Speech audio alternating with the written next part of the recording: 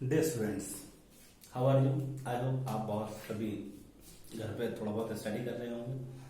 और जैसे कि आप जानते हैं कि थोड़ा लॉकडाउन की वजह से अभी हम क्लासेस को ऑफलाइन कंडक्ट नहीं कर पा रहे हैं। तो बोथरा क्लासेस ने बच्चों के लिए सोचा है कि हम किसी भी तरीके से अपने बच्चों को इन्वॉल्व रखेंगे। तो इसलिए हम सभी बच्चों को 9-10 का हमने ग्रुप बना दिया व्हाट्सएप पर। तो उनको हम कंटिन्यूसली व्हाट्सएप ग्रुप पर चैप्टर वाइज उनको वीडियो लेक्चर सेंड करते रहेंगे। और गूगल क्लासरूम पर भी हम उनको ज्वाइन करते रहेंगे और उनको वहाँ पर पढ़ाते रहेंगे। और तीसरा, हम जूम पर एक ऐप है, जूम पर हम ऑनलाइन आपको टीचिंग कराते रहेंगे, मतलब उसकी रीडिंग भी देखते रहेंगे। तो मैं मिस्टर दिनेश कुमार आर्य, फिजिक्स फैकल्टी, आज आपके लिए यहाँ पर एक चैप्टर रिकॉर्ड करने जा रहा हूँ जिसका नाम है यूनिट एंड मेजरमेंट। लेकिन मैं आपको कुछ बुनियादी बातें यानी कि कुछ एक इम्पोर्टेंट बातें बताने जा रहा हूँ, वो आपको ध्यान रखनी है। देखिए बेटा, 9th क्लास जो होती है वो सबसे बेहतरीन स्टेज होती है IIT JEE और मेडिकल का टारगेट अचीव करने के लिए। आप ये समझ लीजिए कि अगर आप लोगों ने इस समय 9th में बोथरा जैसे इंस्टीट्यूट में एडमिशन लिया है तो इसका मतलब आप डेफिनेटली कहीं ना कहीं थोड़े एजुकेशन को लेकर जागरूक हैं और IIT और JEE और मेडिकल के लिए आप जागरूक हैं और आप उसके लिए आपका एकदम क्लियर विजन है कि हमें IIT और मेडिकल में जाना है। क्योंकि आप ये समझिए बोथरा क्लासेस में 9th क्लास से ही एडमिशन लेने का मतलब है कि आप एकदम सही पाथ पर आए हैं और अब उस पाथ पर आपको आगे लेके जाना बोथरा क्लासेस का काम है, बोथरा क्लासेस के टीचर्स का काम है। लेकिन बस आपको एक चीज ध्यान रखना है कि जितने भी हम जो पढ़ाएंगे, जो हम आपको असाइनमेंट देंगे, वो असाइनमेंट आपके टाइम टू टाइम हमें कलेक्ट होने चाहिए। और अगर आपको कोई भी डाउट, क्वेरी, कोई भी प्रॉब्लम आती है, आप उसको अपने अंदर नहीं रखना है, ना ही उसको इकट्ठा करना है, उसको डेली टू डेली बेसिस पर आपको सॉल्व करना है। और मैं आपको दावे के साथ अपने अनुभव के अकॉर्डिंग कह रहा हूं कि जो बच्चे 9-10 में ही अपने आप को IIT JEE और मेडिकल की तैयारी के लिए ले जाते हैं, वो डेफिनेटली 100% नहीं 200% वो अपने टारगेट को अचीव कर लेते हैं। टारगेट का मतलब जो उन्हें IIT और मेडिकल का सपना देखा है। और क्योंकि हम भी दाहोद सेंटर पे हैं और हमने भी बोथा क्लासेस ने सोचा है कि हमारे जो बच्चे हैं वो टॉप रैंकर आने चाहिए, क्योंकि हमारा भी ड्रीम है कि दाहोद सेंटर से बहुत ही अच्छे बच्चे जो कि बहुत टॉप रैंकर्स हों IIT में, मेडिकल में, अदर इंस्टीट्यूट्स में, वो हमें फाइंड आउट करने हैं। तो आप प्लीज कोई भी अगर आपको डाउट आता है तो आप हेजिटेट ना करें और अपने क्वेश्चंस को डेफिनेटली पुटअप करते रहें और टीचर्स आपको टाइम भी देंगे। और अभी लॉकडाउन में अगर आपको कोई सब्जेक्ट में प्रॉब्लम आती है तो आप उसको कॉल करके या व्हाट्सएप पे मैसेज करके अपने क्वेश्चन को सॉल्व करवाने की कोशिश कर सकते हैं। ठीक है, फिर मैं एक बार बोलूँगा, हेजिटेशन नहीं करना है, कॉल करके या व्हाट्सएप पर अपने आप टीचर्स से कनेक्ट रहना है और उनसे कंटिन्यूसली अपनी प्रॉब्लम को सॉल्व करवाते रहना है। तो देखिए, सबसे पहले मैं आपको एक चैप्टर पढ़ाने जा रहा हूँ जिसका नाम है यूनिट एंड मेजरमेंट। बहुत ही बेसिक चैप्टर है, केवल इसका फिजिक्स में एप्लीकेशन है क्या कि जब हम आगे बहुत सारे चैप्टर पढ़ेंगे, मोशन, ग्रेविटेशन, साउंड, तो उसमें बहुत सारी फिजिकल क्वांटिटीज आएंगी। Physical quantities like force, work, momentum, density, बहुत सारी चीजें आएंगी। तो उनकी यूनिट हमें पता होनी चाहिए। तो कोई भी चैप्टर पढ़ने से पहले हमें उनकी यूनिट तो पता होनी चाहिए। मान लीजिए हम मोशन में पढ़ें, मोशन में वर्ड आ गया एक्सेलेरेशन, तो कुछ बच्चों को तो पता होगा एक्सेलेरेशन की यूनिट मीटर पर सेकंड स्क्वायर है, लेकिन कुछ को तो नहीं पता होगा। तो इसलिए आज हम पहला चैप्टर पढ़ेंगे यूनिट एंड मेजरमेंट। छोटा सा चैप्टर है, बहुत अच्छे से इसको देखेंगे, फिर हम अपने मेन चैप्टर्स पर कंटिन्यूसली मूव करेंगे, मोशन पर, ग्रेविटेशन पर, इस तरीके से सब चैप्टर्स को पढ़ेंगे। न्यूटन्स लॉ ऑफ मोशन पर, okay, Newton's law of motion से मुझे याद आया बच्चों, एक चीज और ध्यान रखिए, न्यूटन थर्ड लॉ आप जानते होंगे, every action has equal and opposite reaction. यहाँ मैं न्यूटन थर्ड लॉ की इसलिए बात कर रहा हूँ क्योंकि आप ये समझिए कि अगर एक्शन हम करेंगे तो आपकी तरफ से हमें रिएक्शन भी मिलना चाहिए। एक्शन क्या? एक्शन हम करेंगे, आपको पढ़ाएंगे, समझाएंगे, न्यूमेरिकल कराएंगे, असाइनमेंट देंगे, ये तो हमारा एक्शन हो गया। लेकिन अगर एक्शन का रिएक्शन ही नहीं मिलेगा तो क्या होगा? न्यूटन थर्ड लॉ बेकार हो जाएगा। तो इसलिए अगर हम एक्शन करेंगे तो आपका रिएक्शन हमें मिलना चाहिए। तो इसलिए अच्छे से याद रखें, जो हम असाइनमेंट देंगे उसको प्रॉपर नोट्स बनाइए, उसको हमें सबमिट कीजिए और एक एक क्वेश्चन को डिस्कस कीजिए क्लियर क्रिस्टल के साथ, क्या हमने ये सही किया या नहीं किया। ठीक है, तो चलते हैं यूनिट एंड मेजरमेंट।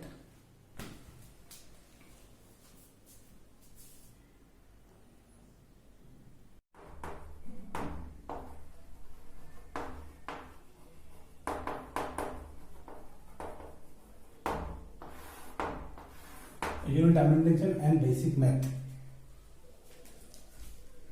कैसा आ रहा है। डियर स्टूडेंट्स, जैसे कि हम यूनिट की बात करते हैं तो यूनिट में और फंडामेंटल यूनिट्स में हम जाते हैं। जैसे सपोज हम आम डेली भाषा में रोज बात करते हैं कि मैं इतने मीटर चल के आया हूँ, मैं इतने किलोमीटर चल कर आया हूँ, या इतना मिनट टाइम हुआ, या इतने सेकंड टाइम हुआ, या फिर हम ये कह सकते हैं कि 2 किलोग्राम चीज दे दीजिए, 5 किलोग्राम चीज दे दीजिए। इस तरीके से हम डेली लाइफ में बहुत सारी यूनिट्स के नाम लेते हैं। जैसे कोई आदमी दौड़ रहा है तो हम बोलते हैं कि वो 10 मीटर पर सेकंड की स्पीड से दौड़ रहा है। तो इस तरीके से डेली हमारे जो हम यूज करते हैं वर्ड, वो हमारे पास यूनिट में आते हैं। तो यूनिट को पढ़ने के लिए सबसे पहले हमें जरूरी है पढ़ना number 1 physical quantity.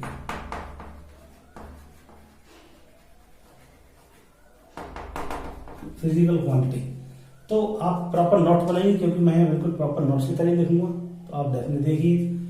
Physical quantity, there are 2 types of physical quantity.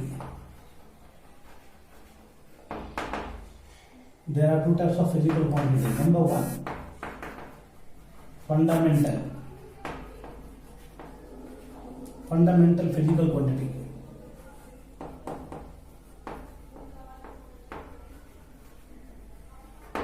Number 2, non-fundamental physical quantity.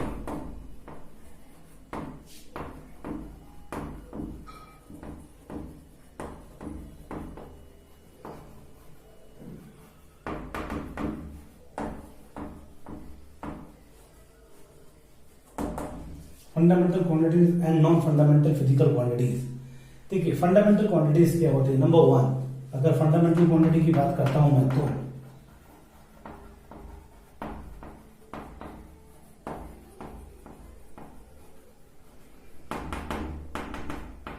Fundamental quantities क्या होती हैं? Those quantities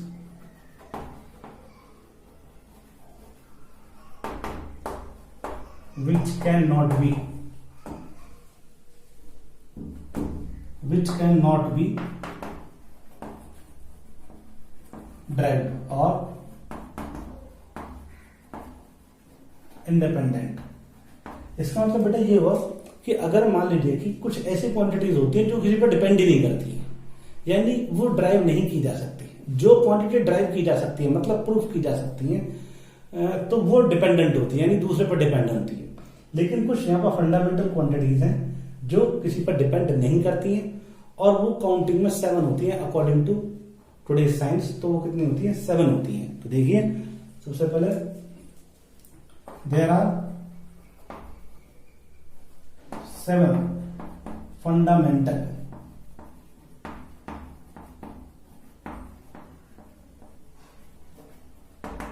quantity. कौन कौन सी? Number 1 mass, number 2 length, number 3 time, number 4 current, number 5 temperature, number 6 luminous intensity,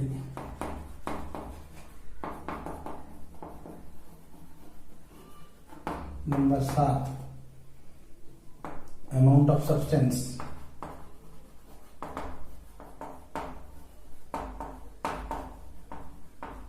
ये हमारे पास 7 physical quantities होती हैं अकॉर्डिंग टू साइंस। कौन कौन सी? Mass, length, time, current, temperature, luminous intensity and amount of substance.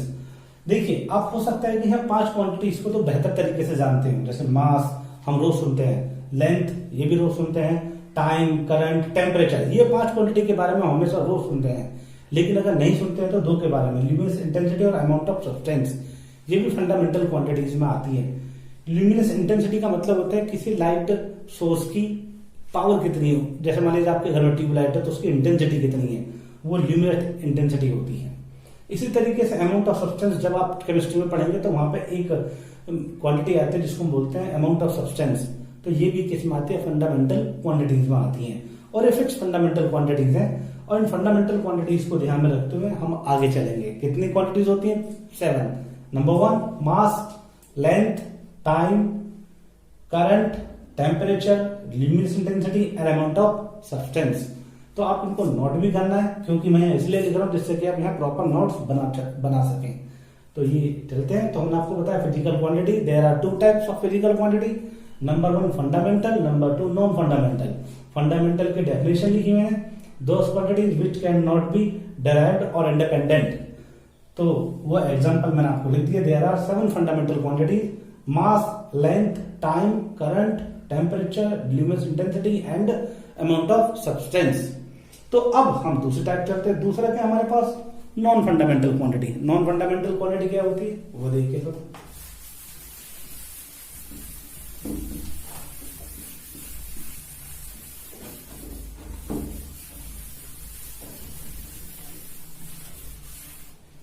Non fundamental,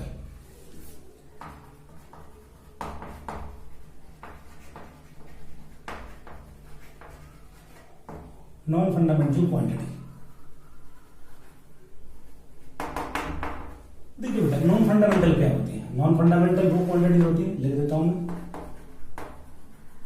those types of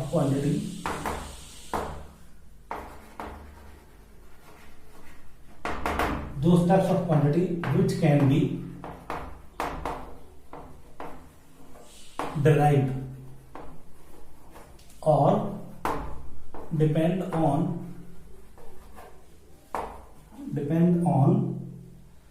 fundamental quantities.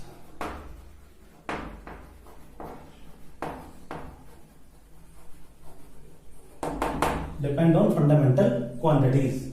For example, number 1 speed, velocity, acceleration, force, density, momentum and work etcetera. ये बेटा आपके पास सारी कैसी quantities है? Non fundamental, यानी कि जो fundamentals पर डिपेंड करती है। अच्छा, इसको मैं कैसे समझा सकता हूं? देखिए, जब आपके पास स्पीड की बात करते हैं तो स्पीड क्या होती है? स्पीड होती है आपके पास डिस्टेंस अपॉन टाइम। इसका मतलब क्या हुआ कि जो स्पीड है ना वो किस पर डिपेंड करे? डिस्टेंस पर और टाइम पर। और डिस्टेंस और लेंथ एक ही बात है। तो डिस्टेंस कैसी क्वांटिटी है? फंडामेंटल। और टाइम भी कैसी क्वांटिटी है? फंडामेंटल। इसका मतलब जो स्पीड है वो डिस्टेंस और टाइम के बिना कैलकुलेट नहीं की जा सकती। तो इसका मतलब ये कैसी फंडामेंटल, ये है कैसी फंडामेंटल, और ये भी कैसी फंडामेंटल। जबकि ये क्या बेटा? Non fundamental.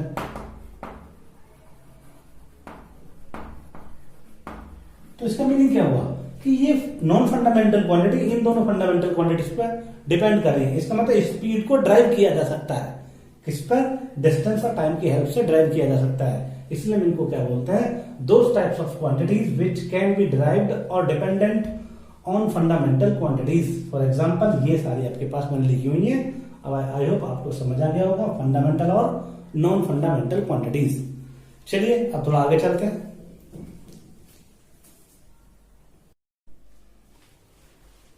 डियर स्टूडेंट्स, जैसे कि हमने आपको फंडामेंटल और नॉन फंडामेंटल के बारे में बताया, उसी टाइप से अगर फंडामेंटल क्वांटिटीज होती हैं तो उन फंडामेंटल क्वांटिटीज को किसी ना किसी मेजरमेंट में मेजर किया जाता होगा। जैसे कि अगर आपसे कोई बोले डिस्टेंस को किसमें मेजर करते हैं, तो आप बोलते हैं मीटर में, किलोमीटर में, सेंटीमीटर में। लेकिन साइंस के अकॉर्डिंग यहाँ फंडामेंटल क्वांटिटीज की कुछ फंडामेंटल यूनिट्स बनाई गई हैं, केवल साइंस में हम उन्हीं को उससे प्रेजेंट करेंगे, और बाकी अगर हम किलोमीटर सेंटीमीटर बोलेंगे तो वो लाइक ए कन्वर्जन होगा। तो ठीक है, चलते हैं फंडामेंटल यूनिट्स।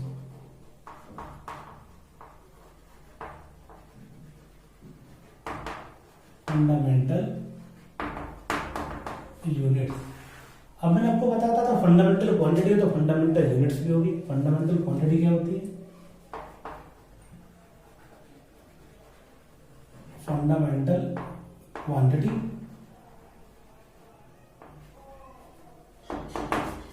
एंड फंडामेंटल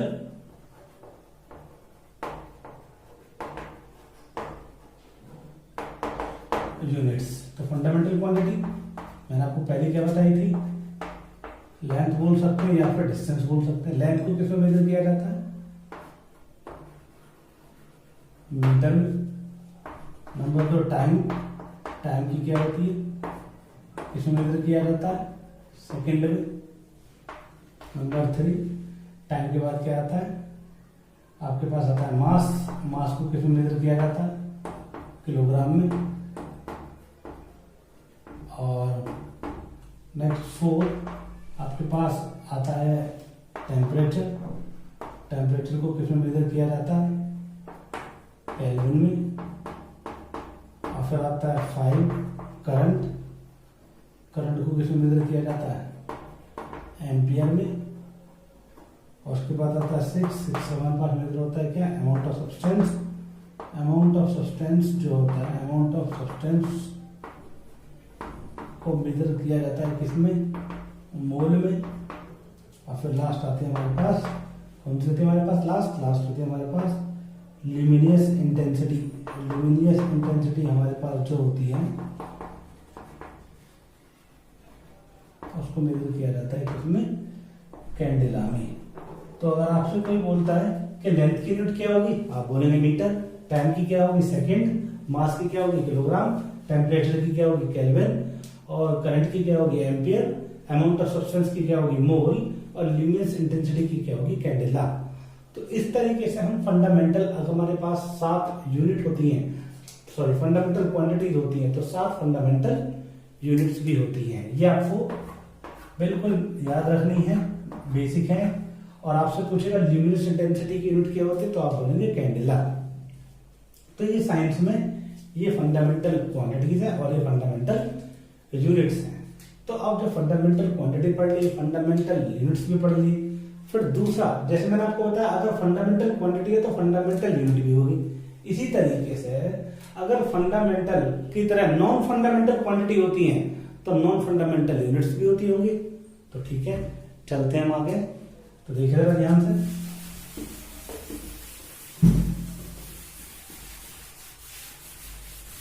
तो नेक्स्ट चलते हैं क्या? फंडामेंटल। नेक्स्ट चलते हैं फंडामेंटल के बाद non fundamental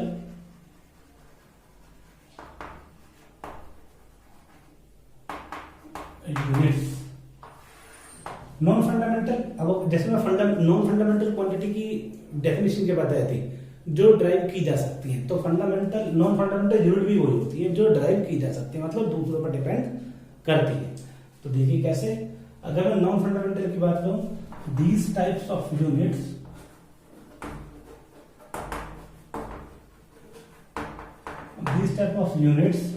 can be derived with the help of fundamental units। ये बहुत सारे, जैसे मैंने आपको एग्जांपल बताया था स्पीड, तो स्पीड का क्या होता है आपके पास? Distance upon time. इसका मतलब क्या हुआ? डिस्टेंस को किसमें मेजर करते हैं? मैंने आपको लिखवाया था डिस्टेंस की जो फंडामेंटल यूनिट होती है यानी लेंथ, वो होती है मीटर,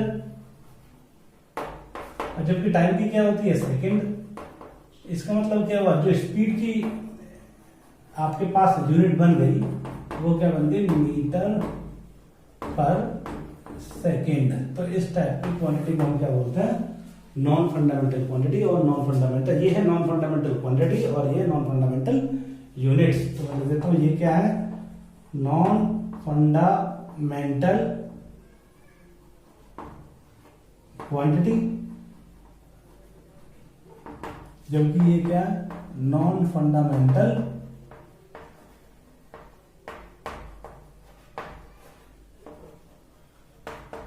यूनिट। तो इस तरीके से फंडामेंटल और नॉन फंडामेंटल की यूनिट्स को डिफाइन कर सकते हैं। अब मैं यहाँ को कुछ फॉर्मूले लिखने जा रहा हूँ, जो फॉर्मूले क्या हैं, वो फॉर्मूले बेसिकली आपके नॉन फंडामेंटल यूनिट्स के हैं और वो कैसे हो सकते हैं वो आप यहाँ को मैं लिख सकता हूँ, जरा देखिए ध्यान से।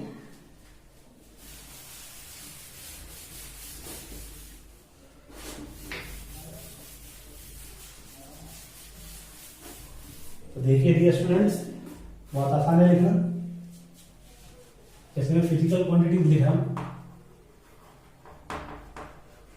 फिजिकल नॉन फंडामेंटल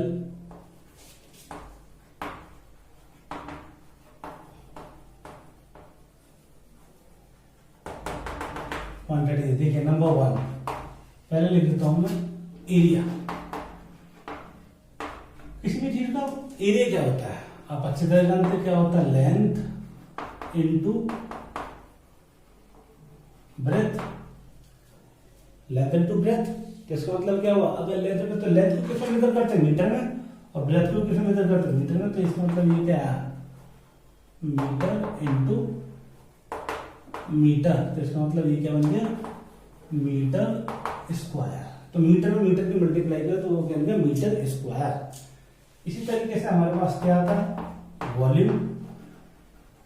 वॉल्यूम क्या होता है, LBH, यानी कि length into breadth into height. तो इसका मतलब ये क्या होगा, लेंथ को भी मेजर करेंगे मीटर में, ब्रेथ को भी मीटर में, और हाइट को भी मीटर में। तो इसकी यूनिट क्या होती है, मीटर क्यूब।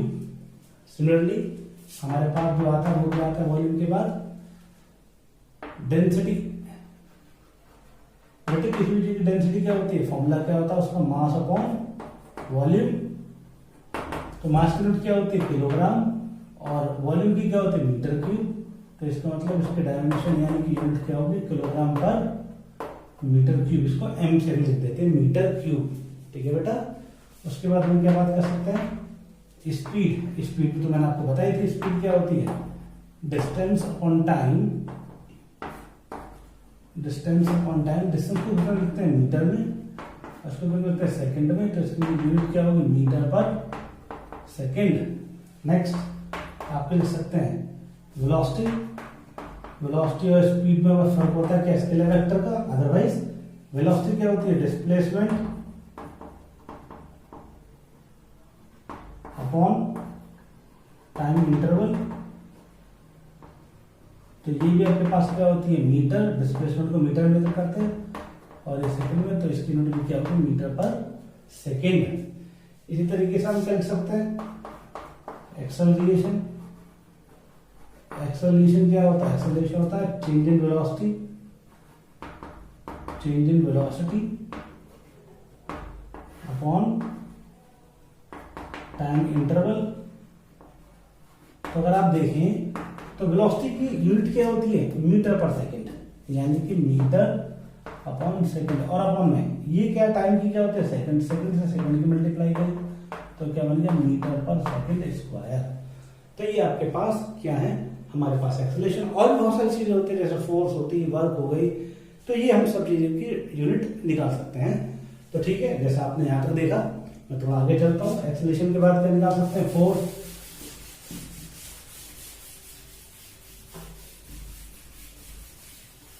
तो देखिए जरा, एक्सेलरेशन के बाद क्या आती है, फोर्स। फोर्स क्या होता है आपके पास, मास इनटू एक्सेलरेशन। ये होता है मास इनटू एक्सेलरेशन। तो मास की क्या होती है, किलोग्राम, और एक्सेलरेशन की भी थोड़ी देर पहले बताई थी, मीटर पर सेकंड स्क्वायर। तो इसकी यूनिट क्या होगी, किलोग्राम मीटर पर सेकंड स्क्वायर। और हम इसको न्यूटन भी कहते हैं। क्या कहते हैं, न्यूटन। तो किलोग्राम मीटर पर स्क्वायर को न्यूटन भी बोल सकते हैं। Next work. वर्क क्या होती है, फोर्स इनटू डिस्प्लेसमेंट। तो फोर्स की यूनिट क्या होगी, या तो मीटर लिख दो या ये लिख दिए, दोनों लिख देता हूँ, किलोग्राम मीटर पर सेकंड स्क्वायर और इनटू ये क्या डिस्प्लेसमेंट मीटर, तो उसकी यूनिट क्या होगी आपके पास किलोग्राम मीटर स्क्वायर पर सेकंड स्क्वायर। तो इसको हम क्या बोल सकते हैं, जूल भी कह सकते हैं। क्या बोल सकते हैं, जूल भी बोल सकते हैं। वर्क के बाद क्या आता है, प्रेशर। प्रेशर क्या होता है, प्रेशर होता है फोर्स अपॉन एरिया। फोर्स क्या होता है, फोर्स का तो क्या होता है न्यूटन, या इसको ऐसे लिख दीजिए किलोग्राम मीटर और पर सेकंड स्क्वायर, और अपॉन में कितना है एरिया। एरिया की सबसे पहले लिखी थी वो क्या होती है मीटर स्क्वायर, तो मैं ऐसे इसको लिख सकता हूँ kilogram metre upon second square into metre square. तो मीटर से मीटर कैंसिल, तो क्या बचेगा आपके पास, ये बचेगा किलोग्राम और ऊपर ये आ जाएगा किलोग्राम पर मीटर सेकंड स्क्वायर।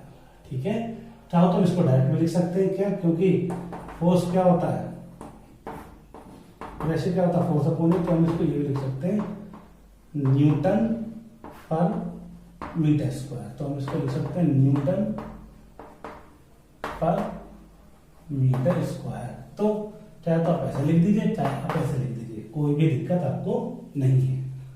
ठीक है बेटा, तो ये आपके पास क्या है कुछ, अब हम फॉर्मूले पता नहीं कितने सारे हैं, जितने भी हमें फॉर्मूले पता होंगे हम सबकी क्या कैलकुलेट कर सकते हैं, हम सबकी यूनिट फाइंड आउट कर सकते हैं। तो ये आपके पास क्या था, यूनिट्स की वैल्यू को कैसे कैलकुलेट किया जाता है। अब इसी चीज को थोड़ा और ध्यान में रखते हुए आगे चलते हैं।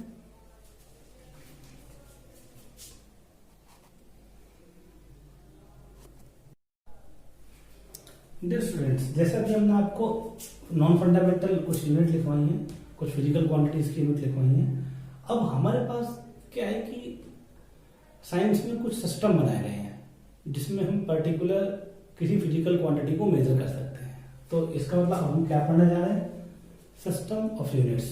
तो देखिए, system of unit, there are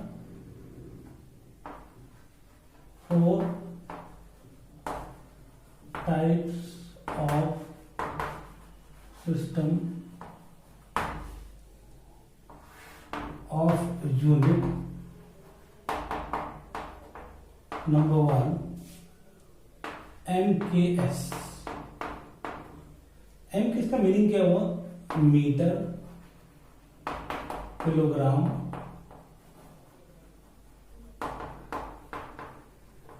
second. Number 2 क्या हुआ, CGS। CGS का मीटर क्या होता है, सेंटीमीटर,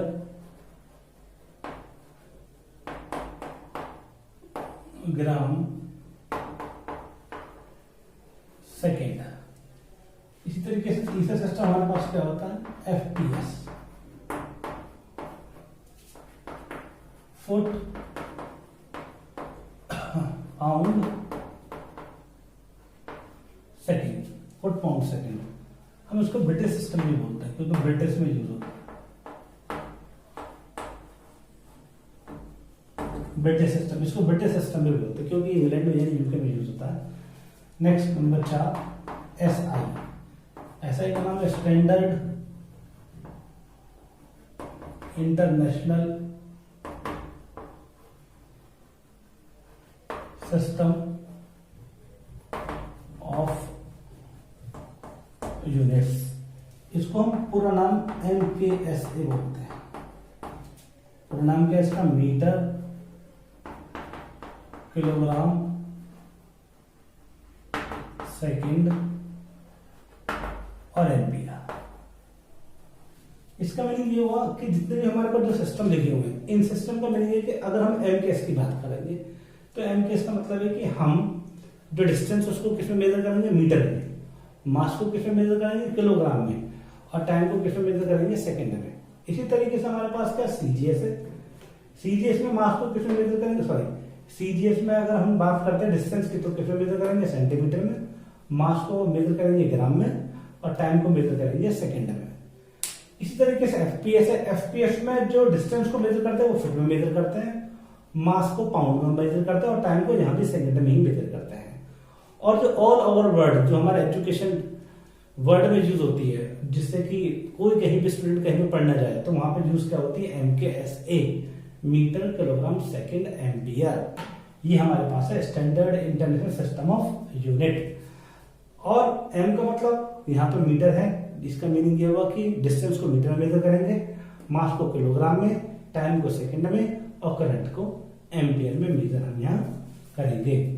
तो अब एक सिस्टम से दूसरे सिस्टम में कन्वर्जन भी कर सकते हैं, यानी कि एमकेएस को किस में कन्वर्ट कर सकते हैं, सीजीएस में, सीजीएस को कन्वर्ट कर सकते हैं एसपीएस में। तो इस तरीके से हम सारे सिस्टम को एक दूसरे में कन्वर्ट कर सकते हैं। लाइक जैसे किलोग्राम को ग्राम में और मीटर को सेंटीमीटर में, ये तो आप सभी जानते हैं। तो ये हमारे पास है सिस्टम ऑफ यूनिट्स। ठीक है, सिस्टम ऑफ यूनिट्स के बाद जो हमारे पास आती है कुछ एक बड़ी इंपॉर्टेंट आती है जिसको हम बोलते हैं सप्लीमेंट्री फिजिकल फंडामेंटल क्वांटिटी। वो क्या होती है, नंबर 1 जैसे एंगल, नंबर 2 सॉलिड एंगल।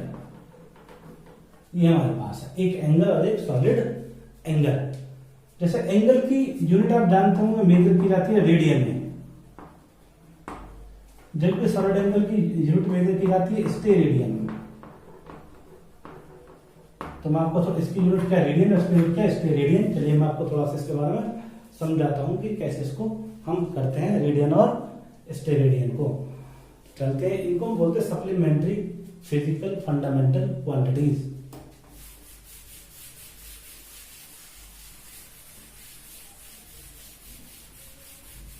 ठीक है स्टूडेंट्स, अब हम चलते हैं थोड़ा आगे। जैसे मैंने भी आपको बताया था, क्या पहला तो बताया था मैंने आपको एंगल। इस एंगल को हम नॉर्मल प्लेन एंगल भी बोलते हैं। क्या बोलते हैं, प्लेन एंगल। और इसकी यूनिट क्या होती है, इसकी यूनिट क्या होती है, रेडियन या डिग्री। अगर मान लीजिए आपके पास कोई वाई एक्सिस और एक्स एक्सिस है,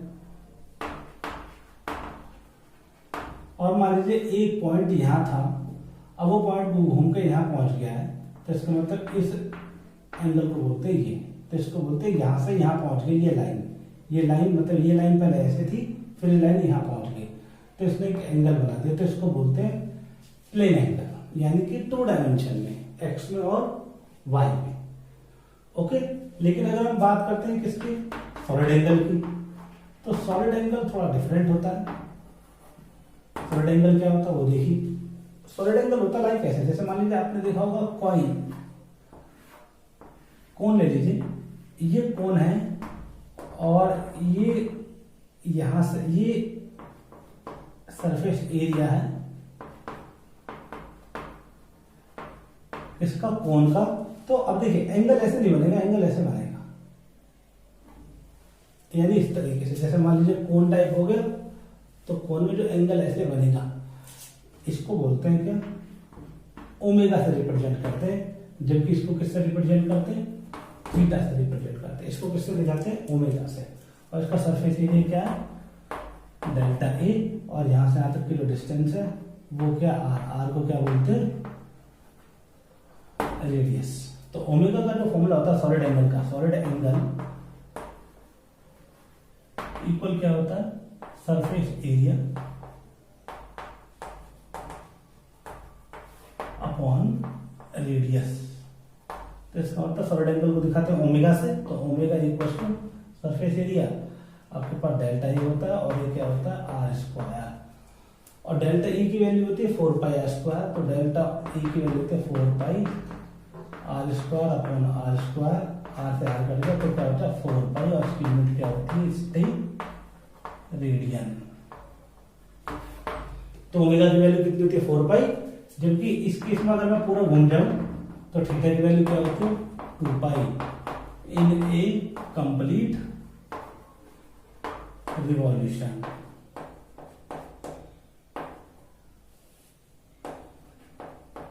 इन कंप्लीट रिवॉल्यूशन, ये थीटा इक्वल टू 2 पाई है, जबकि ये कितना 4 पाई है, क्योंकि ये 3D एंगल है और ये 2D एंगल है। तो इसको बोल सकते हैं 3D एंगल, जबकि इसको क्या बोल सकते हैं, प्लेन एंगल। ठीक है बेटा, तो ये क्या था, एंगल और सॉलिड एंगल। इसके बाद कुछ और भी बेसिक यूनिट्स होती हैं, वो भी मैं आपको बताता हूं, लेकिन वो होती है डिस्टेंस की। जैसे डिस्टेंस की कुछ यूनिट कैसे होती है, लाइक यानी कि लेंथ की, ये क्या बोल सकते हैं, डिस्टेंस की। कुछ स्पेशल यूनिट्स होती हैं, जैसे कौन कौन सी होती है, number 1 light year, number 2 astronomical,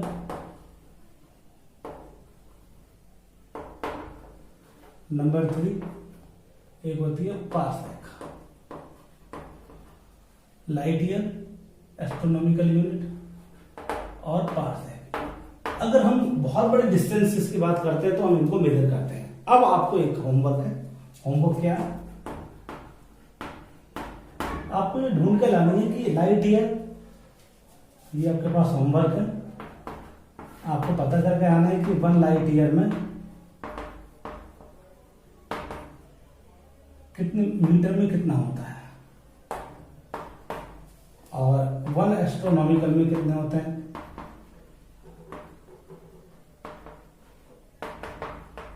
metre में ही कैलकुलेट करना है, और एक बताना आपको पार्सेक में कितना होता है। ठीक है बेटा, ये भी आपको मीटर में बताना है। तो ये मैं आपको होमवर्क दे रहा हूं, अगर आप कैलकुलेट कर सके तो करिए, वरना तो मैं आपको इनको सामने दूंगा कि ये आपके पास कुछ होमवर्क भी तो करें, कुछ ना कुछ तो काम करने के लिए चाहिए। घर पर बुक्स हैं, नेट है, मोबाइल में गूगल पर सर्च करो, लाइट ईयर क्या होता है, एस्ट्रोनॉमिकल यूनिट क्या होती है और पार्सेक क्या होते हैं। All 3 units are related to length और distance, light year, astronomical unit and parsec. तो ये आपके पास क्या था, हमारे पास यूनिट और मेजरमेंट था। सिंपल सा चैप्टर है, क्योंकि किसी भी चैप्टर को हम आगे पढ़ने के लिए ये बेसिक चीज हमें जरूर चाहिए। मान लीजिए हम आगे जाके पढ़ेंगे मोमेंटम, तो मोमेंटम की फॉर्मूला तो हमें पता लग गया, तो यूनिट भी तो पता होनी चाहिए। तो यूनिट कैसे निकालते हैं तो वो हम आपको बता दिया।